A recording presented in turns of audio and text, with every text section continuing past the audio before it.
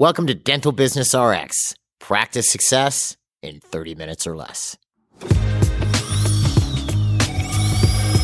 Thank you for calling ABC Dental.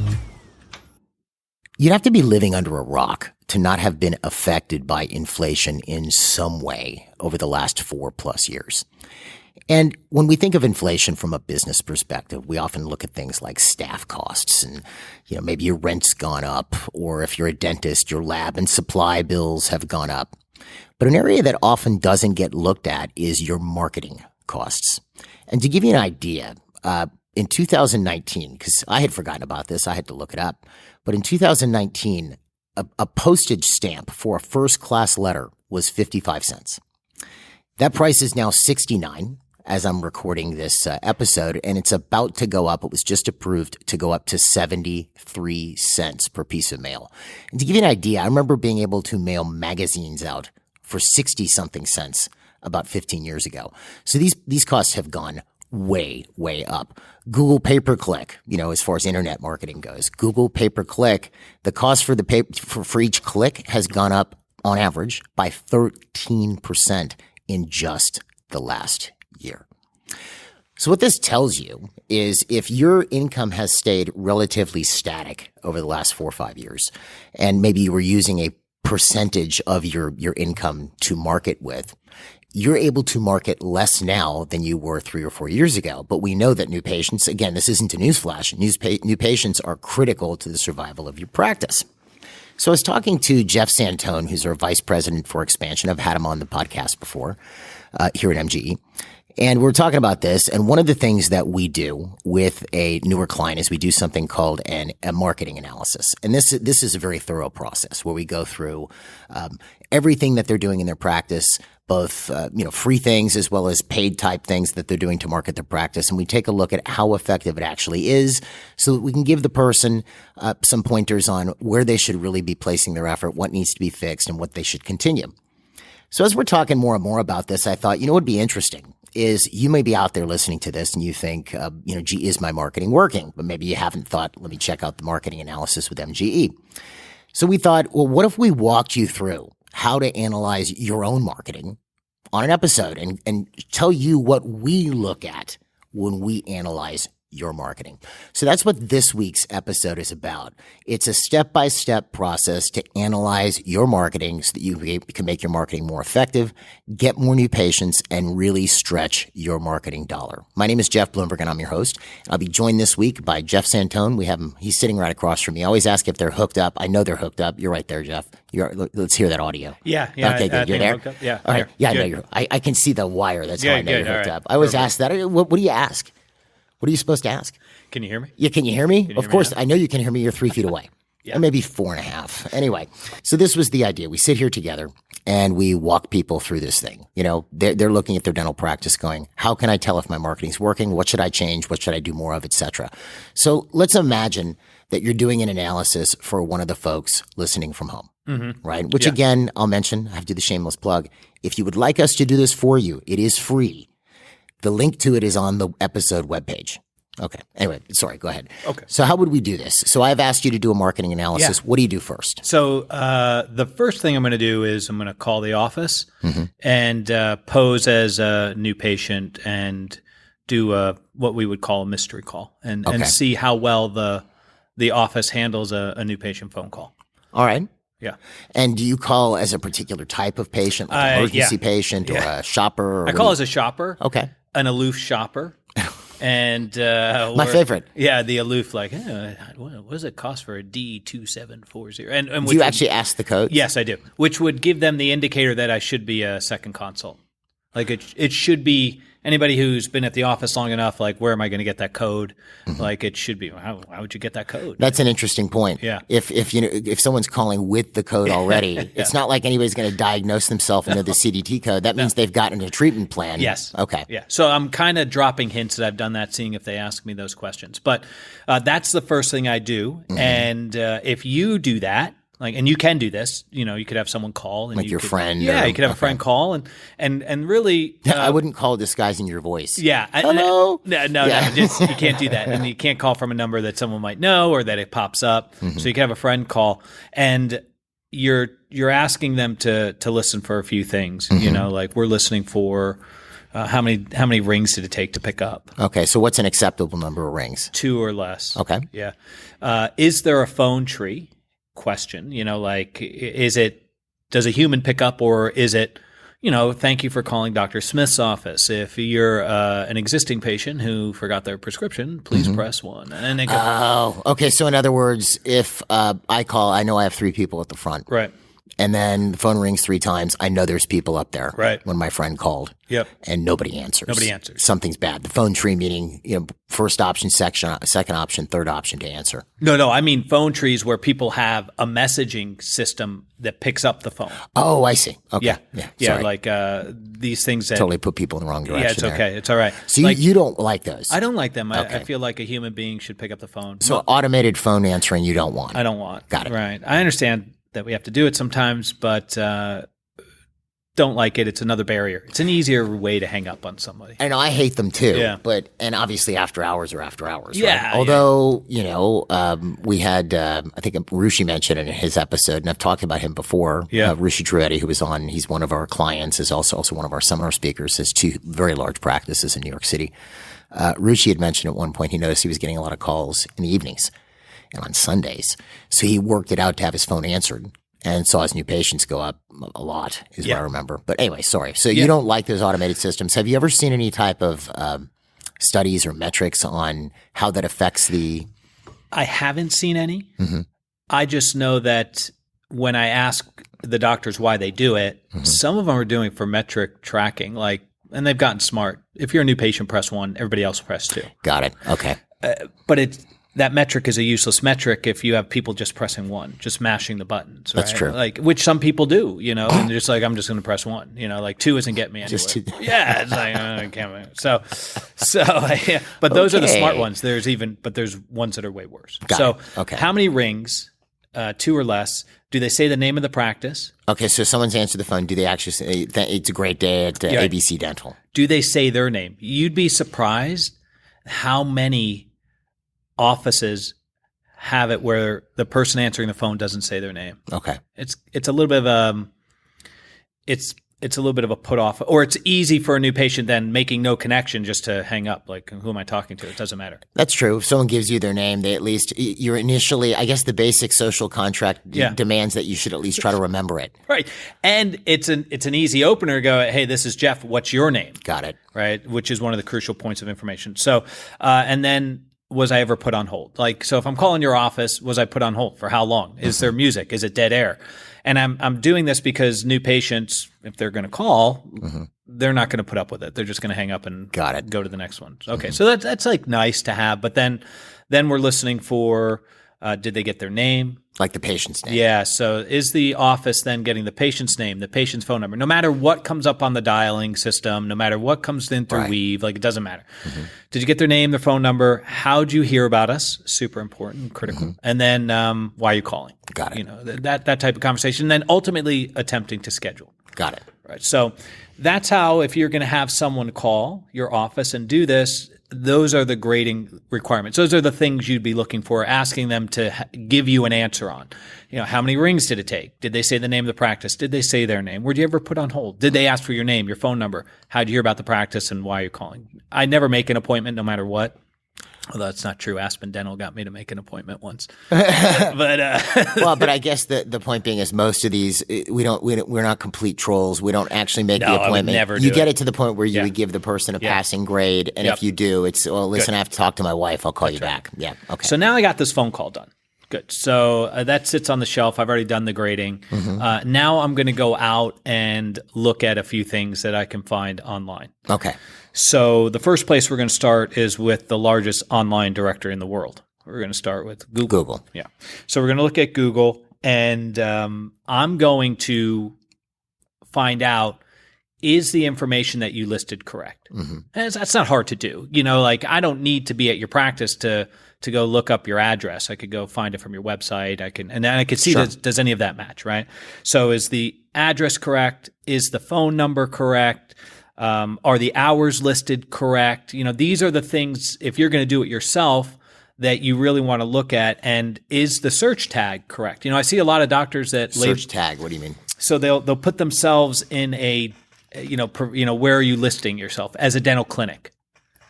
That doesn't work in the U.S. Like a dental clinic is associated with HMO, Medicaid offices. There's a lot of clients that have put themselves in dental clinic, or they've put themselves into a specialty when they're not a specialist, like periodontist. So it's. What tag would you recommend that a GP dentist. uses? Just dentist. Just dentist. Keep it as wide as possible.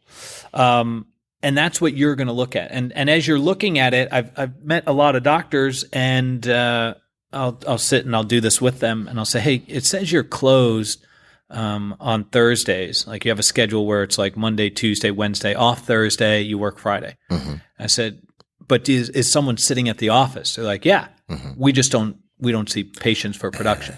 And I was like, well, you should open those hours, because if I'm a new patient and it's Thursday and I look at that, it's closed, I go to the next well, who's Google for? It's for a new patient. It's not for my patient who's been with me 20 years. No. They don't care if I'm closed on Thursdays. Right. They already have an appointment. That's right. Yeah. So it's for new patients. If they see, closed, I just go to the next guy in line. So if we think about the Google listing, we're just looking at the data first. Is everything accurate? Do the links that say make an appointment or find out about our services actually work? Do they not work? Little things that we could clean up. Just want to mention something. It's actually not a bad idea. Just if you didn't, I heard it. You probably did too, but just that point on the hours. I think that's something to definitely think with. Yeah. Because generally speaking, people aren't going to just drive to a dental office like they go to Target or Walmart. No. They're going to make an appointment.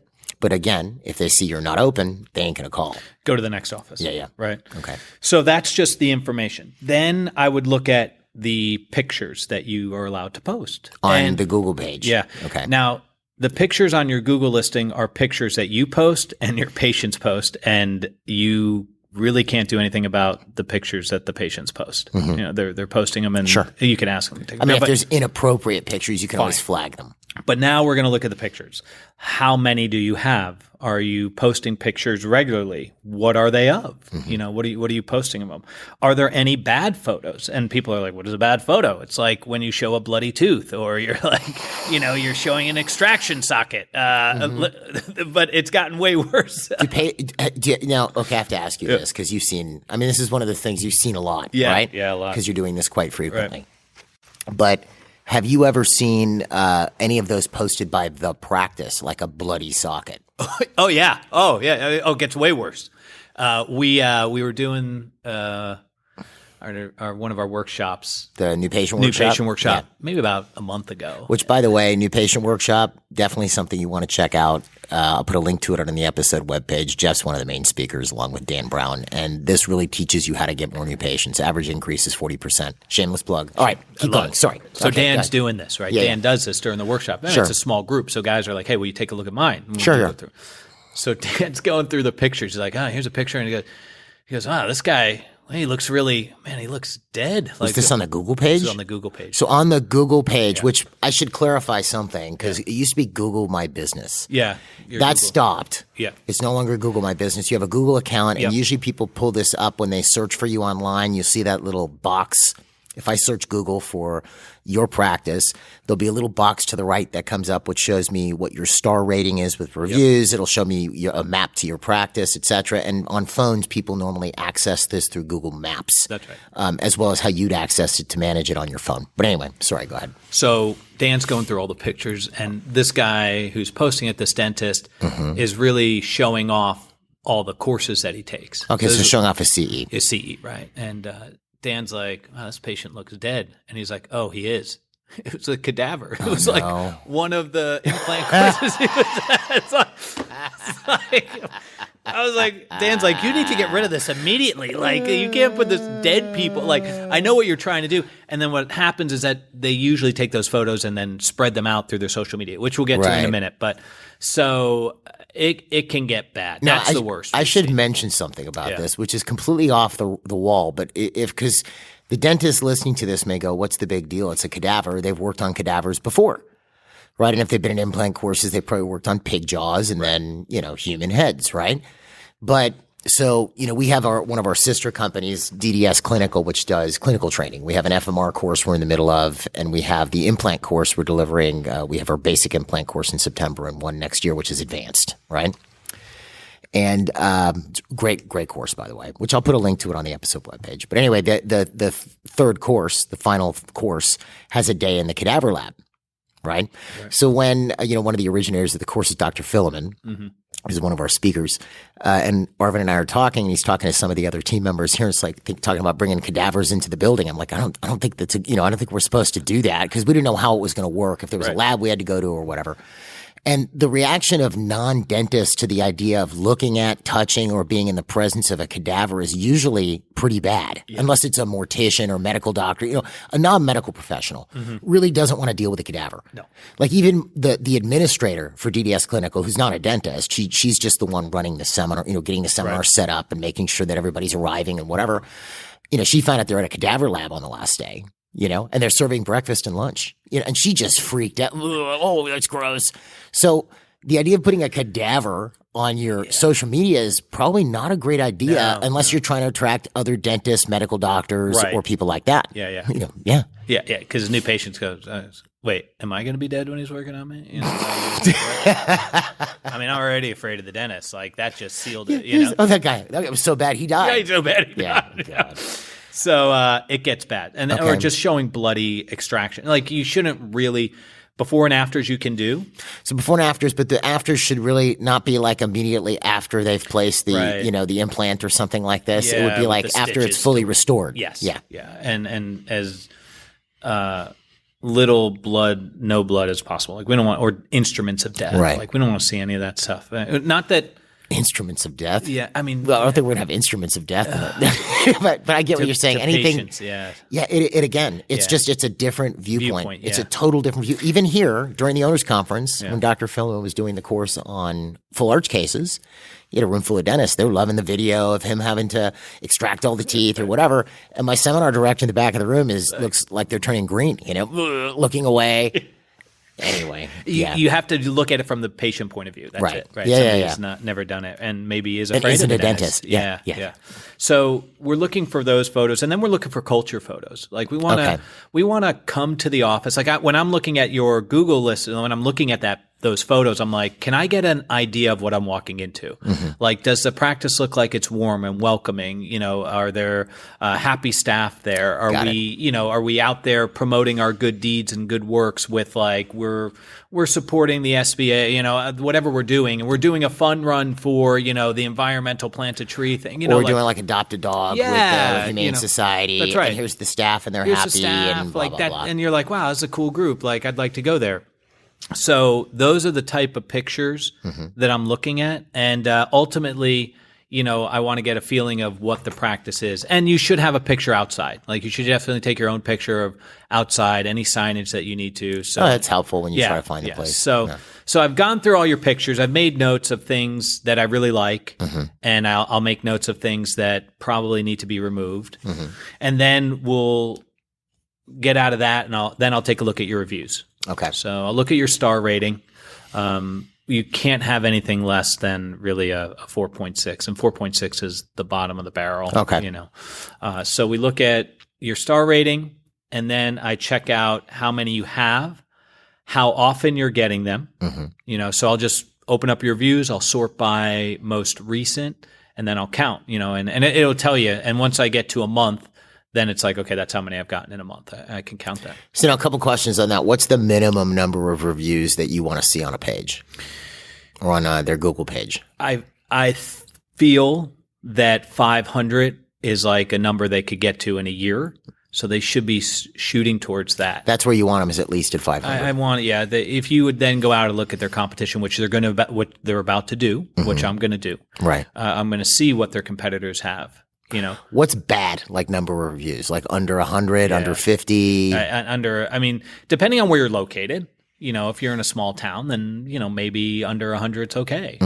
But if you have less than 50, it's like, we're not even trying. Might just be your friends and family. Yeah. Got it. Yeah. Okay. And the problem with reviews are that if you survey 100 people, you'd find that 80% of them would go with a lower review, like rating, like a 4.7, 4.8, because they had 5,000 reviews versus a 5.0 that only has 50 reviews. Right. That's common. And I always, when people question that, I pose the question of, let's say you're buying a new vitamin supplement at the health food store on Amazon or something, and you look at the reviews and it has 20 reviews and they're all 5-star versus one that has 2,500 and it's 4.8. You're probably buying the 4.8 because the other one could just be fake. Yeah. So I'm looking at reviews. I'll look at the negative reviews. I have to. And I just want to see if you've responded. And I'll make notes of any responses that possibly violate HIPAA.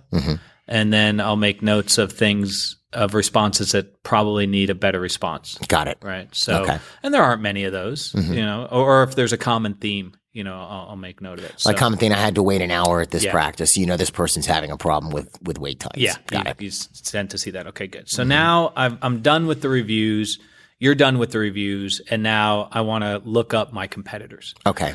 So, or you're going to look up their. I know it's kind of weird with how we're doing first, third person. You're doing this for somebody else. Yeah, I'm doing it for somebody else. So now I'm going to look up their competitors. Got it. Okay. Good. And again, you could do this for yourself at home, or you can do the marketing analysis. Link on the episode webpage. All right, good. Go ahead. Sorry. So I just search wherever they're located in their listing. It will tell a dentist in whatever. So I just copy and paste that, and then I see who comes up. And I'll make notes of like, hey, you didn't even show up on the first page. Now, when they do it, they may show up on the first page because Google tracks them. They know who they are. Right. So ideally, and it's tough to do even if you do an incognito window, you maybe have somebody that grab their cell. Well, don't grab it. Ask for permission to use it.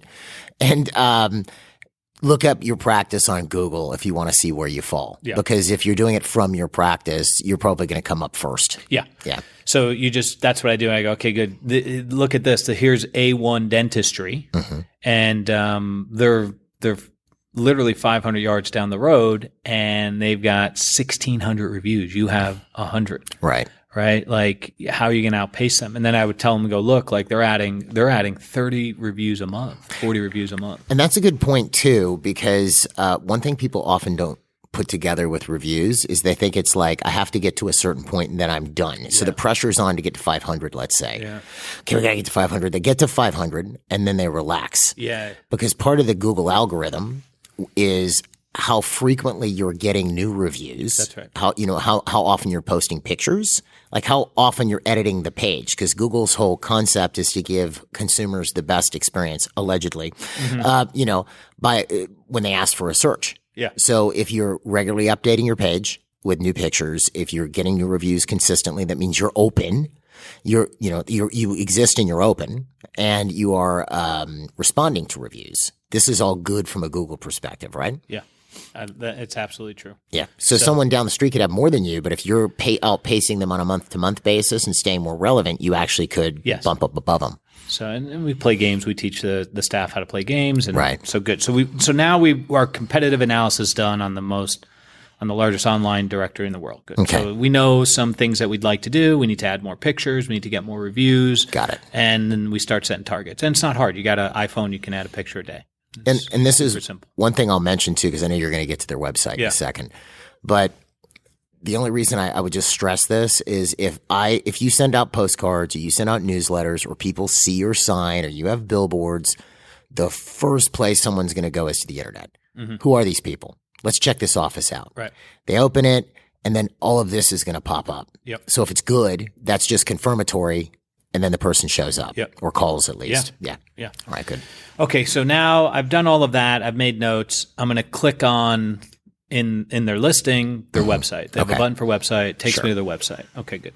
I mean, there's so much you can look at a website, but I'm really only looking for 3 things. All right, so let's hit those hard for these guys so they see what you're looking at. So when the page pops up first, they call that the hero page, right? Okay. What is it? I can't tell you how many websites I've clicked on and their image on their first page is like of the surrounding area, like of the Appalachian Mountains, or of like Bend, Oregon. And I'm like, what is that community? Bend, Oregon is beautiful. They're all beautiful, but like, is it like a vacation? Like, where am I? What is this like? Is it like it's just wasted space? It's a beach with palm it's like trees. beach. It's beautiful, right? Mm-hmm. Come, man. And I get it, but this is where you don't want to waste anything. You should have photos of what's going on in your practice. They can be set in the background, and really it should highlight what's dentistry is going on. What is like when I click on the website, I know it's a dental website. I don't think it's come to Virginia. Virginia's for lovers. You know what I mean? Like right. So you see these weird wastes of hero page, and it just gets worse because on the hero page you want to see, and the hero is the top of the homepage, right? Yeah. You want to see a call to action, which means like call our office. You should be offering something, and there should be multiple calls to action. So the 3 things that I'm really looking for on a website is it up to date? Like you can tell pretty fast, but like what is the page? What's that hero? What's that first page look like? And all right, so they log in, they hit the website, they go to the homepage, they're looking at the top, which we're calling the hero. You want that hero to have imagery that stimulates something to do with dentistry. Yeah. Whether it could be a revolving image of here's the dental office, here's a person smiling with good teeth. Yes. Right? Not stock photography, though. Okay, like so ideally something they go take something or have. that they've got somewhere, right, of their own practice, like that promotes them. So I see that, and then I've got a call to action immediately. So somewhere at the top there, I've got my new patient specials, which I might have multiple. Yep. Whether it's exam cleaning and X-rays, or a X-ray and exam and consult or something, whatever you promote. Whatever my call to actions are, and there's some type of a discount. Call now. Yep. And they can click and just call. Yep. Got it. Okay. And it has to stand out. Like I'm looking for high contrast on things. Does it all blend? Like could I not see it? So those are the 2 things I'm looking for. Like really, that's one thing. That's the hero page. The next thing that I'm looking for is the About Us page. Like I'm going to a website probably more likely than not to find out about the dentist, to find out about the group. I found out so much on the Google listing. If I click through the website, it's because I'm looking for something specific. Usually I want to find out about, who is this person? Right. So the About Us page is important, and I don't even know where to begin on the About Us page. Well, let's just make it simple. What's important to you on the About Us page? I want an updated photo. Okay, so we don't want a photo from 1986. Which we find, like, Dr. Smith graduated from Tufts in 1986. I looked a lot better in 1986, and he still got his 1986 photo.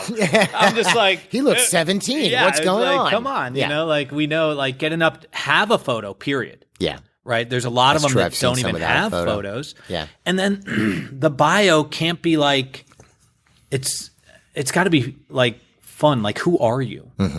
You see all too often, like, well, Dr. Jones, he went to Tufts University, and after graduating, he did a year residency, and he is a diplomat and blah, and like, right, which they don't know what a diplomat is or anything. Yeah. And in his spare time, he enjoys hiking and running, and it's like, okay, great. Like, you want to find out about them, like, who are you? Like, I grew up in, upstate New York, and I got into dentistry because of X, Y, and Z, and I went to a program, but obviously I went to a program. Not that you care what program I went to. It's like, oh my God, just get. It's something interesting. Not that you wouldn't identify your educational credentials. That's not bad, right?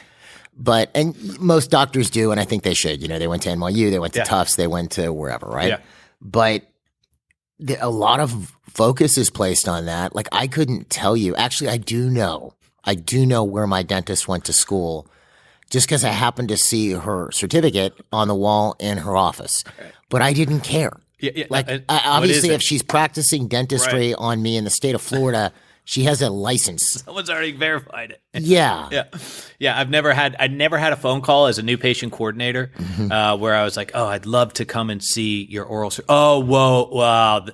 Oh my goodness! They graduated from University of Maryland. That is a crap program. That is unreal. Do you know that they've had never? That's true. I mean, it's more fascination. Like the kids I brought when my kids were little, they need to get their wisdoms extracted. Yeah. So the oral surgeon I brought them to, a great oral surgeon, went to Harvard.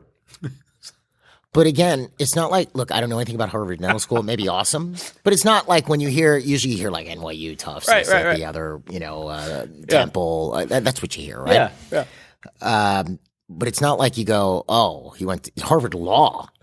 That's something, right? But like Harvard Dental, it's not like, oh, he went to Harvard. Oh, they went to Georgetown. They closed. They must not be a good dentist. But I'm not trying to make I'm sure it's great. I'm not dogging any of these dental schools, but I'm saying it's like, I couldn't tell you the dentist I saw before my current dentist. She's been my dentist since 2003. Yep. I don't know where the heck he went to school. No, and so patients like, yeah, okay, fine, but they really would just want to know about you. So, and your staff, like, who am I coming to see? I'm going to see them more than other people. So I've also noticed that they don't update their staff. Those people aren't here anymore. Right. They've got new staff, right? So the About Us page, I really look at, so did they put some time and effort into it?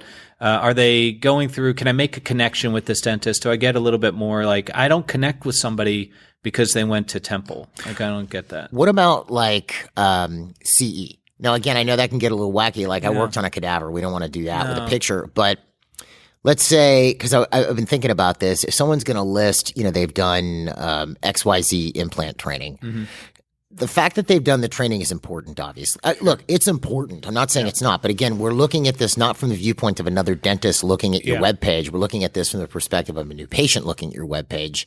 I would think from a new patient perspective, the fact that you did the training is great.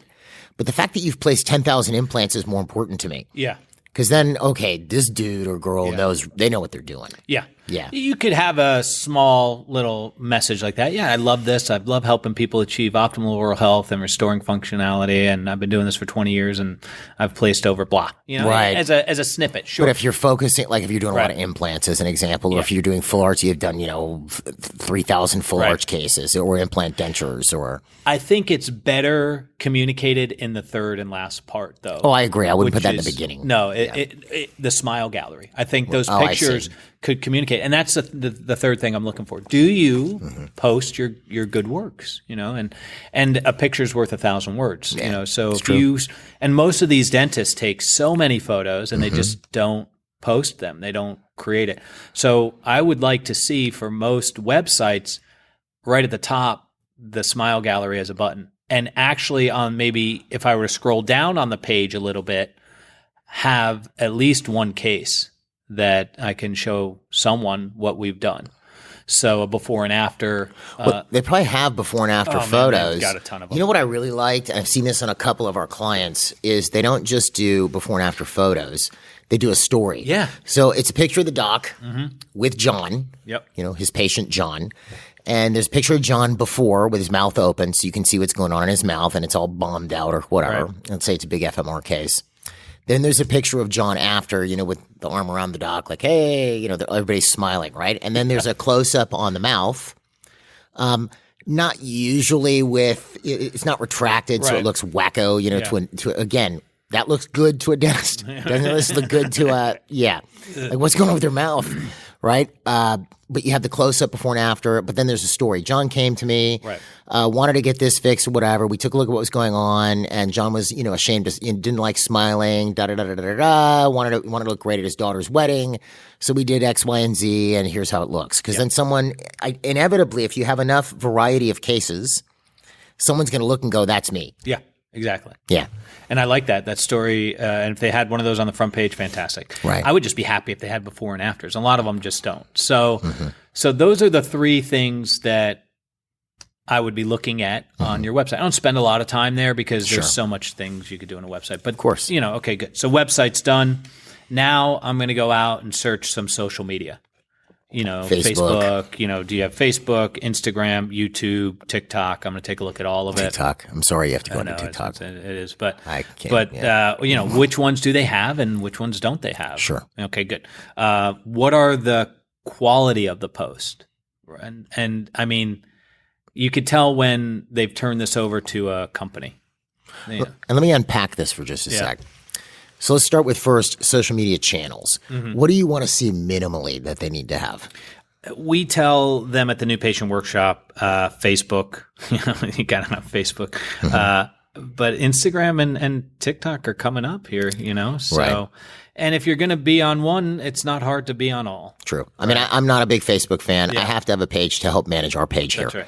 So I don't think I've posted anything on Facebook. I mean, other as the company. Right. Since 2011. But YouTube is also awesome. Well, YouTube, we have a lot of engagement on YouTube. But I think YouTube's great. Facebook's great. Instagram definitely because all the before and after. We had a client who was, I don't know if you remember him, he's an oral surgeon, but he also did some cosmetic type surgery in New York. Basically made his living off Instagram. Because it was all, again, the before and afters. And just to show you the power of before and after, I was talking to a lady recently, and she's looking at getting some cosmetic surgery. And she had seen a photo Like what got her interested in a particular doctor was someone showed her a photo of one of their friends who just had some work done. And this lady looked like she had de-aged 20 years. Yeah. I saw this photo. I was shocked. It was the same person. And it was like, I'm going to go see that guy. Yeah. So, yeah. So critical. If you're going to have one, it's not hard to have them all. And YouTube is owned by Google. So, yeah. So the more you post, the more, it all type kind of links in, right? Right. And those are, and we teach you what to do and it's a shameless plug, but the new patient workshop, what do we do? How do we do it? And we tell you, look, really, if you don't have enough time to at least do a post a month, you shouldn't have them. Right. Because nothing looks worse than like an unloved social media page. Yeah, it's rough. And so, and then what you're posting, the 7 do's and don'ts of, dentistry or brushing your teeth. It's like this. What are you looking for on social media? We're looking for promoting the things that are happening in the office. Of course, before and afters are amazing, but maybe we have an employee of the month. Maybe we have a patient that just did something amazing, or maybe it's business to business. We stopped over at, Mike's Subs and whatever, and they're amazing. These guys are awesome. There's a food drive going on for Thanksgiving. It's like, or the donations or the charities that we're going and being a part of, and we'd like you to come out and help. And it's more of, you want to get rid of me media, right? And it's about, getting people interested in the stuff you're doing. How many likes are you getting on these? Are people actually watching them, right? That is a higher level, type of thing. But as you're looking at it, if you decide to do this, that's what you'd be looking for. Are we getting engagement? Are people reposting? Is it? Which you can do boosts and stuff like that too. But I see what you're saying in the sense of, what I'm looking for with social media, at least what I've always thought that was smart about, when you look at a website, that's the slick professional photos. Like the photo at the front of your office, probably you'd have a photographer come for a day, take a picture of you and your team, and it's all fancy and whatever. Social media is, what does it really look like? That's off the cuff. Well, but it's, because, you could take a picture of my daughter-in-law's birthday party and I could have had a professional photographer in, right? And they take all these photos and blah, blah, blah. But then you'd see behind the scenes, like my grandson clicking on the stand mixer and baiting everybody in flour and, you know what I mean? Stuff like this. Then you get a real picture as to what's going on. It makes people more real. Yeah. I think that's what's cool. Here's Katie. She's been with this is her 10th anniversary with the practice. She came to us, blah, blah, blah. And, we love Katie and blah, blah, blah. And there's a picture of her. Then it's like, oh, there's Katie. That's an actual person. It's not just a picture on a website. Yeah. Yeah. So that's what we're looking for with the social media. And it's usually one of the most, it's not where we start anyway, but it's just something to look at. Right. Good. I've done all my homework now. So I've gathered everything. So you have everything you need, and you know where they're weak, where they're strong. That this is the stuff you can do on your own. Because I know this breaks down into stuff you can do by yourself. Yep. Then you got to talk to the doctor. Good. So now I'm going to call the doctor. We're going to review the call. We're going to go over all the findings. The mystery call you did. Yeah, we do all that, and then I have more questions for them, right? Because I can only see what I can see. I don't know if they're actually spending marketing dollars. Got it. Externally spending marketing dollars. So now I ask them, are you doing any external marketing? And to where and to how much? So you're looking for postcards, newsletters, Google pay-per-click, Facebook pay-per-click, or rather Facebook shares and boosts and whatever. Okay. So I'm looking for that. And across the board, we'll see from 0 to 5,000. It's like a month. Yeah. It ranges. It just varies so much. Most of them are 0. To be honest, that are not spending anything on external marketing, or they spend a couple $100 here. And so, but the guys that do spend money, I always ask, well, what are you trying to attract in? And they're like, oh, I want more Invisalign patients. And I'll be like, do you have the campaign? No, I quit it. It didn't work. Okay. And you're like, okay, I got it. And so, a lot of times they're marketing to a public that it's already limited. Or I had a guy who had a whole marketing campaign for second opinions. And I was like, but the only people interested in that would be people that have seen somebody already, didn't take the work, and then wanted a second opinion. Sure. I was like, so it's a much smaller subset. Okay. But that was his only marketing campaign. Yeah. And I'm just like, it didn't work. I'm like, yeah, that would be my what's the word for after tertiary or after fourth? Like that would be something I've mastered all the other marketing stuff. I'm doing implants. I'm doing Invisalign. I'm doing, We want to cast a Smile wide of makeovers. net as possible. Yeah. So I want to see or where they're doing it. I was talking with the doctor and I was like, hey, you're a fee-for-service office. Let's get going, start attracting new patients in. And they're like, oh, I can't come to your workshop. I just spent money on marketing. And I was like, well, where'd you spend it? They're like, oh, at the Chamber of Commerce. And I was like, it's like 1985? Like, I was like, the Chamber of Commerce. I was like, would you go to the Chamber of Commerce? I mean, come on, Jeff. They got to keep going somehow. And she was like, no, I wouldn't. I was like, all right. I was like, you could have just burned that money. You could have just put $100 worth of ones out front and have people use them as tissues. There'd be more value. I mean, sometimes you got to take a flyer, right? Yeah, and do something wacky and fun. Yeah. Like, you ever, when you drive down the street and you'll see some dude balancing a sign and flipping a sign around dressed like a dinosaur or a unicorn or something, you go, for puppies, does that work? Does that work? Maybe it does, because they're does. obviously paying somebody out there to do it, right? Or someone with a sandwich board or something goofy like that. Yeah, it's weird stuff. That Yeah, makes somebody feel I like- wouldn't know how you'd get new patients from that. But I don't know. One thing that's always been a pet peeve is those, the back of drugstore receipts. Oh, or the pharmacy bags. Yeah, or on the, I've talked to a few people. It's never done anything. Never. But it's an idea. Hey, sell advertising, right? Like, the pharmacy's happy you're buying it. But so I ask, are you spending any money? And then if they do, I will look at their marketing or promotion that they're doing. Yeah. So if they are you kind of breaking that down with acquisition costs a little bit too? Yeah. So, okay, you're doing a postcard, you're spending this much, you're getting this much, it's costing you this much to get a new patient. Yeah. And then the other big question is like, how do you track your return on investment if they are spending money and they're one for one, they're almost like new patients. And I was like, I get it, but do you track the phone calls? Like, that's a whole separate can of worms. I'm just seeing, are you spending money? Right. What is the promotion? Who are you trying to attract in? And has it worked for you? How much have you seen in production? Okay. From it? Good. Most times that number isn't readily at hand, right? And that's a tracking issue, which can be done by any software system these days. By the way, if you just when your new patient comes in, they have a referral source. If you just list the postcard, then you could do the reports. That's a whole other thing. Yeah.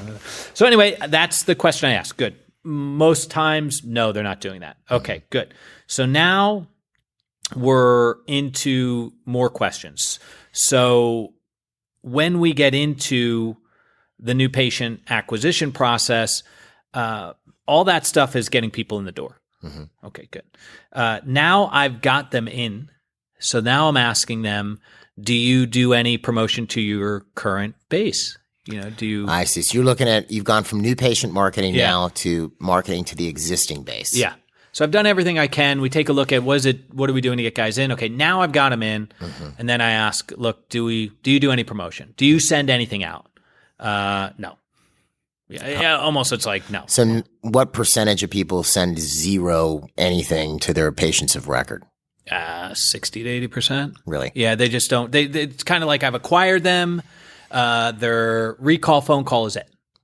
That's but there's no newsletter. There's no reminders. Maybe holiday mailers. I mean, there's holiday and birthday cards. End of the year, user insurance benefits. They might do stuff like that, but it's not It's not regular and consistent. Got it. And marketing has to be regular and consistent, or the frequency has to be known. Right. So you could do anything. If you have an active social media, then that helps a lot. But it also requires that you have people subscribe to it and liking it and getting the post. But just for our practices, we used to do a quarterly newsletter, hard mail. And then in that newsletter, we were always promoting a service. So then we would, in the interim 2 months, we would then send a postcard on those services. I realized I brought you on. I didn't really do much of an intro for you. Yeah, that's okay. Well, no, because usually I introduce, here's Jeff, and I've done it in the prior episode. So you guys know, Jeff is our vice president for expansion. Sorry, Jeff. That's okay. Jeff's probably lectured to at least 10,000+ people across the United States for us, just on various subjects relating to practice management. He also owned two practices up in the DC area. One was an oral surgery practice and the other was a GP practice. Yep. So you pretty much know all the ins and outs of this. Yeah. And prior to that, which we won't hold against you, you were an economist for the Federal Reserve. Yes. Yeah. Are you responsible for anything that's going on now? Possibly. Jeff's economic paper on modern monetary theory. Anyway, sorry. That's okay. No. So yeah, promotion. I'd like to see them regularly contacting the patients. Okay. Because it's the best source of patients in the practice is keeping the ones we already got. Got it. Good. So I ask about what are they doing? Are they doing anything? Okay, good. Now I move to the next question is, do we have a referral program? Mm-hmm. Now the referral program in the practice, it stems from the three types of services that we offer. We have preventative services, we have basic services, we have major services. And anybody who's in the preventative band, I mean, if you have nothing wrong and you're only getting cleanings, and fantastic, who else do you know, sure. Right? Those are the easy ones. We should be asking them all the time. The basic and the major services. So at my offices, when anybody had a basic or major service done, at the end of it, we would like quality control, exit interview, whatever you want to call it. Sure. How'd it go? How was your experience? Would you recommend any changes? The questions we would ask that we want to know. Mm-hmm. And if everything was great, then it's boom, ask for a review and a referral. Got it. Right? Do we have a referral game? Do we have a referral program? Do we have a review game? Do we have a review program? So you're checking this out as you're doing the marketing analysis, which, by the way, we'll throw something in because I know you're going to possibly bring the Care to Share program. Yeah, that's fantastic. It's a little referral program, step-by-step how to. I'll put a link to it on the episode webpage if you want to download it. The little cards that you give out to patients to give to their friends, but we won't get into it too heavily. Won't get into it. And so now that's where it's like, okay, we're right at the end because guys and patients at the practice now, they've had a service. Mm-hmm. We're asking them for friends and family. We're asking them for reviews. And this is where you could boost an office. Now, not everybody should be asked for a review, but if you've had a good experience at the practice, there's no reason why you can't get anywhere from 1 to 5 reviews a day. Got it. Like organically. And you're checking this with this marketing analysis. Yeah. You're asking if I'm the guy. Get it. You're asking me, do you ask for reviews? Do you have a referral program? All of these things. And the majority of them are no, I don't do that. Okay. Right? I say, okay, good. And then the final question. So that's basically all done, right? Mm-hmm. Marketing is all done now. Sure. And then there's one final piece that I really like to get into is your best source of new patients are patients that haven't been in for a while. Mm-hmm. So I ask them about reactivation. Do you spend any time on reactivation? And how often? Do you know how many patients you lost last year? And I think we've done podcasts. Sure. We've done a few episodes. Yeah. What's your attrition rate? How do we get that to something that's manageable, not the 40% that we seem to see across practices, mm-hmm. that 30 to 40% they're losing every year. Right. And they're just trying to replace it. So I ask about a reactivation program, if they have one, how it works, how many people they tend to get back from it, how many people are on the list, what percentage of the practice is that. Got it. So that's kind of where it ends, and they could be doing all of this right now.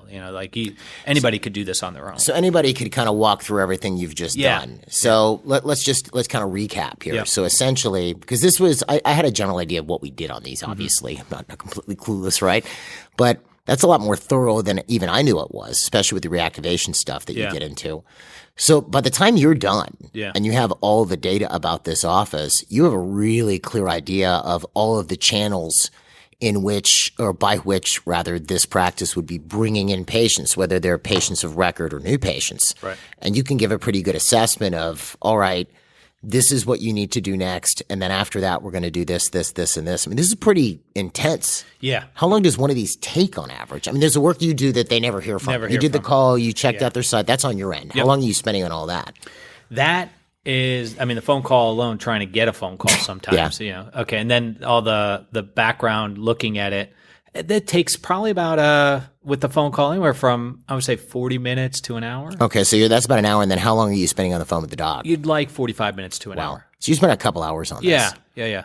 Right. Wow. And it's worth it. If you could just tweak a few things here and there, you might see substantial change to the new patient acquisition number. Well, this is awesome. This is awesome. So I definitely recommend that you guys do what Jeff was saying. Now, again, you could do all this yourself, have your friend do the mystery call or whatever, or again, I have the link to this on the episode webpage for the free marketing analysis. We do it for free. Won't be doing it forever for free because obviously you see this takes a couple hours to do. If you want to take advantage of it, click the link, fill out your data. You might end up with talking to Jeff here or one of Jeff's team members there. But this was actually very insightful. I really appreciate you being on this week. I hope the listeners enjoyed it. I enjoyed it thoroughly. Yeah, thanks for having me on. Yeah, absolutely. And folks, if you have questions about this, don't forget I've got the links to the marketing analysis, the MGE New Patient Workshop, which Jeff talked about a little bit as well. Also, that Care to Share program, we'll put a link to that as well if you want to download that. It's free download.